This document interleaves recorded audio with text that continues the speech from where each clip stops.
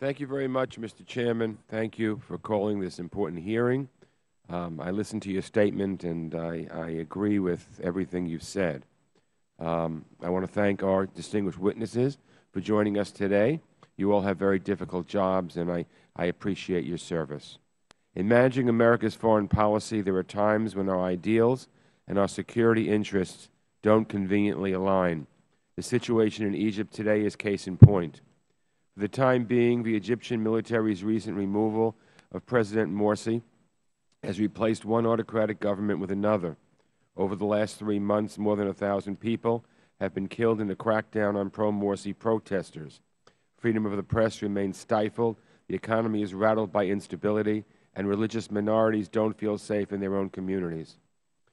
Yet the government the military replaced was no paragon of virtue.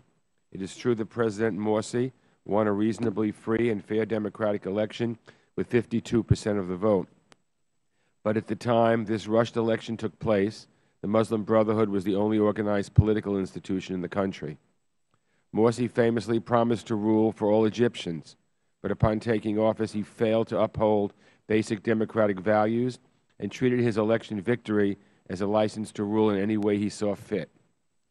President Morsi issued decrees that sacked the prosecutor general, immunized presidential decisions from judicial review, and shielded the Islamic-dominated Shura Council and the Constituent Assembly from dissolution. He forced through a referendum on a new constitution that favored Islamist and conservative positions. His government drafted an NGO law that essentially placed civil society under state control. His judiciary raised bogus cases against journalists and activists.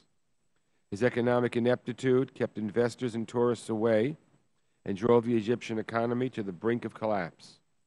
And he took no meaningful steps to protect minorities or to institutionalize respect for human rights in Egypt's government or society. By the time the Egyptian military took the extraordinary step of removing Egypt's first democratically elected president from power, Morsi was a president in name only. He had already brought his country to the brink of collapse and was no longer a legitimate ruler in the eyes of the majority of the Egyptian people. That was obvious. Indeed, the future that Morsi's Muslim Brotherhood had in mind for Egypt was one that would have been devastating to most Egyptians, to American interests, and the interests of our allies in the region. It is important to recognize that the Brotherhood's early doctrines provided the intellectual and theological underpinnings for numerous militant Sunni Islamist groups, including Al-Qaeda and Hamas. And while the Brotherhood officially renounced violence and terrorism in the 1970s, they have continued to operate in Egypt as a shadow state, hoping to one day institutionalize Sharia law and build an Islamic caliphate through the region. So in the wake of Egypt's most recent leadership transition, we must ask ourselves a simple question. Are Egyptians in the United States better off with a Muslim Brotherhood-led government that was taking Egypt in a very dangerous and undemocratic direction, or with a military-backed government that is slowly moving to a reboot of Egyptian democracy?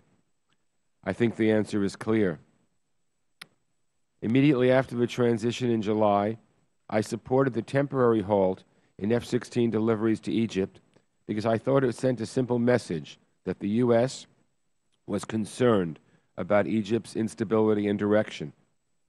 But today I do not believe that suspending the military aid will make the Egyptian government more democratic or make it easier for the United States to influence its behavior in the future. In fact, I think it's more than likely to have the opposite effect. And I'm afraid it could jeopardize the close U.S.-Egypt military cooperation that we've worked so hard to build over the last several decades. That military cooperation is important. We've spent billions of dollars. We've cemented relationships. Let's use them. Let's not destroy them. Let's use them. This cooperation supports critical U.S. national security interests in the Middle East, North Africa, and beyond. Our close relationship means that U.S. Navy ships are granted special access to the Suez Canal. U.S. military aircraft are allowed to overfly Egyptian airspace. And that is important in what we're doing in Afghanistan. Our military and intelligence services cooperate on numerous regional security issues.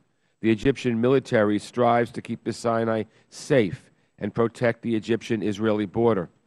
And we cannot forget that Egypt fought side by side with us to expel Iraq from Kuwait in the first Gulf War. It's clear that the Egyptian military has made some serious mistakes in managing the ongoing transition. I condemn the violence used to break up opposition sit-ins last August and urge the military to refrain from using similar tactics in the future. I also hope they will support the creation of an inclusive government that reflects the interests of all Egyptians.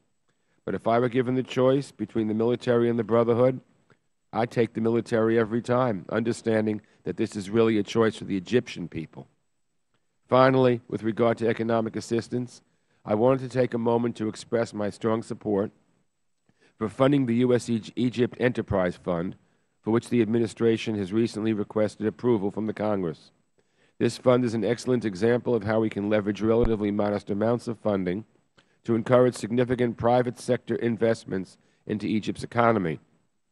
It's my hope that we can look past our disagreements on other parts of the Egypt aid package and quickly approve funding for this program.